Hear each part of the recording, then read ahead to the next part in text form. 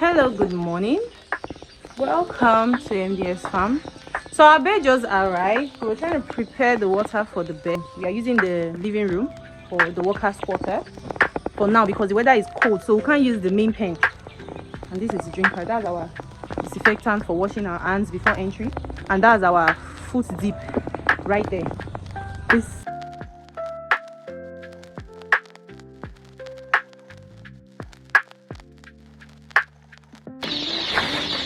So the beds are being introduced and released on the floor. When you are releasing your bed on the floor, it's not always advisable for you to use your hands to pick them up because they are still very fragile. So my worker is going to show you how to release them. So you throw them. It's more safer that way. And the reason, I know people will be asking, why do we have newspaper? The wood shaving we have is a little bit dusty and we got it for a long period of time because over here in those states it's quite hard to get wood shaving. It's very, very hard, and I don't want the situation where they have to sit on the SP for a long period of time. So at this early stage, I don't even want them to be in contact with the wood shaving, at least have less contact with the wood shaving. So that's why I'm using newspaper first. So it's going to show you now, show them, this is how you use your bed. Exactly. That's how you use them. Not picking them one by one, because they are still very fragile, they are just day old. So these are our pullets. These are the old pullets, layer beds, not boilers. So our client requested us to raise 600 layer beds for him. So points of lay before we then supply it to his farm. Because you know it's quite tricky. It's very, very tricky to raise layer beds because they have a lot of vaccination processes.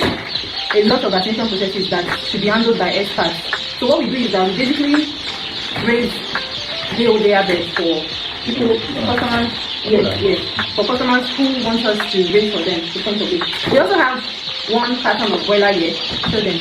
So a client requested us to raise this for him and some turkeys. So we are going to group them together, but at maybe 7 days or close to the first vaccination of this layer, or 3rd day, because boiler and turkeys, they get their first vaccines on the 3rd day. So on the 3rd day, we definitely have to separate the boilers. So these are the boilers for people who don't know the difference. This is pullet, layer, and this is boiler. They are both day from Agritech. So you can contact us for those who find it hard, because it's quite hard and difficult to get layers shipped now. But we are opportunity to at least get some, although they are limited online before. So if you want day old layer shipped, please contact us. Our price is very reasonable. And we can also help you raise them to the point of layer and supply to wherever you are here.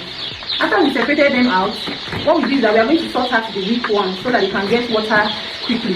So don't forget, the previous video, I've already diluted the water with some vitamin and glucose. There's a combination of both in the market, but I have my own combination, vitamin and glucose, electrolytes, which they take today. Very important, you have to add that electrolyte to glucose. It's very, very important, especially beds like this that is so rich. So these are our turkeys. For those who don't know the difference, maybe you are afraid that, oh, they can give you this. The prices vary. Layer are more expensive than boiler, and there are different types of boiler. The factory you're getting your layer from, the prices differ. Agritech is different than every other, whether it's highly or Isa brown. Then for boilers, rust is different from cold, and their prices differ depending on the hatchery. So turkey, these are imported turkeys, day old. The prices also differ. So, and it's very important to get from a reliable source, from an expert like myself and others out there, because we know the difference. So get source from a reliable source that is connected to the hatchery, have access to get good healthy beds that is coming from the direct hatchery, not backyard breeders. You don't expect the performance of those beds to be as good as the performance of a reliable and trusted hatchery source. It won't be the same. One of the mistakes you can make is if you don't keep records of your mortality. It is very, very important that you do that. Always keep records of your mortality from even the pickup points, especially if maybe the mortality is much. You have to keep records. That will help you to keep track of the health status of the bed. For example, now we had one mortality via transportation. Going forward, if within some few days you keep losing beds and you are doing everything right, so you can quickly tackle if there's any disease or there's any problem in anything. But when you don't keep record of your mortality and then you now start losing beds, you think it's normal. Do you get? So you have to keep record of your mortality. So we are still trying to introduce more things to the pen. I'm still leaving the door open because we have to add extra charcoal to the pen, which we are not supposed to do. You should always light your charcoal outside. So we are having some smokes around now, but the heat source is elevated. the heat source is elevated. This helps to reduce the smoke up and also prevent your chicks from entering the fire, because some of them can go as far as entering the heat source. They are still not, I won't say they don't have the sense, because they are not human, but they can be quite funny, you know, they can be very quite funny. When you're using charcoal with your bedding, now we are using newspaper with our wood shavings below, you have to be very, very careful to avoid any fire incident. So that's why we are lifting our heat source from the floor. We are using a pot before, but we notice that the pot is not so stable on the floor. So my workers brought some blocks to help lift it up, and enough space, maybe because you could have some extra plates flying out, like the one I just put now.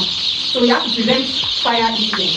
The first few days, in short, 7 days to 2 weeks, especially the first 5 days is the observation days for these birds. You need to watch them back to back. In short, this first 24 hours, if you plan on leaving the farm, you shouldn't even spend more than 1 hour outside the space, not even more than 1 hour. That is, in a day, in the 24 hours, you shouldn't spend up to 1 hour that you are just out without coming to observe. Every few minutes, you have to always come and observe your bed. Observe your bed. Because some of these birds, they can climb each other, especially when the source is down low. Some of them can, they can just do all sorts of things.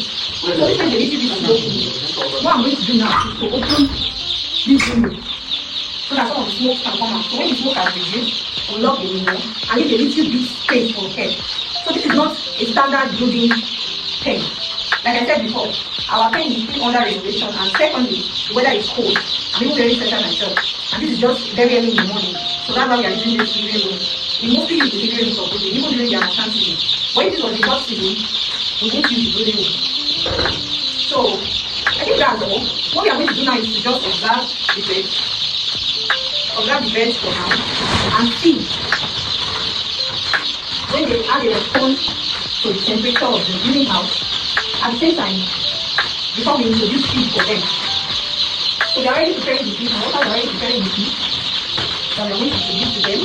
The feeders are already washed, properly disinfected, including the drinkers, properly disinfected. Before your bed comes, very important that you disinfect the place. This place was properly cleaned and disinfected. If your bed are inspecting your bed, if it takes long for your bed to come, you can use detergent to wash the place, use some disinfectant like Hazard. But if your bed is coming in a short period of time, let's say 3 days or 2 days time or 1 day time, you shouldn't use that. There are some disinfectants you can get, which you can reach out to me. I'll recommend some for you. So we're preparing the feed now to introduce them to feed. While we are also introducing them to feed, we have to also still observe and watch them.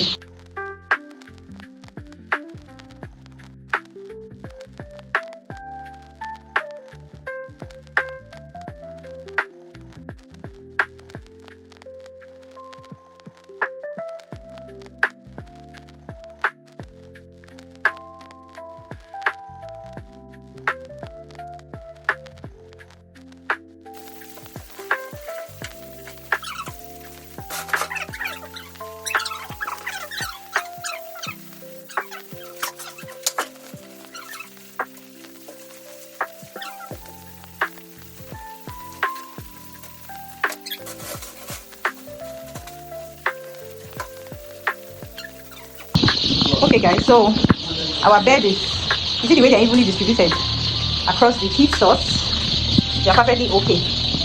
Those edges, I use that to block the four corner edging because I don't want any bed trapped in any of the corners.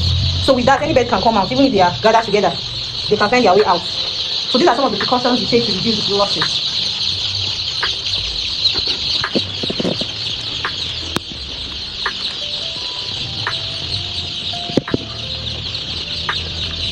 Came out now from the brooding house. As you can see, the place is very hot. There's a lot of sweat. The weather is clouded and there's a little drizzles of rain. The door is still open at the brooding house, so we are still observing the beds and everything. That's all for today. This is day 1 of our bed. At the 3 or 5, we'll do some minimal separation, and then I'll keep you guys posted. So I'll be dropping information every day.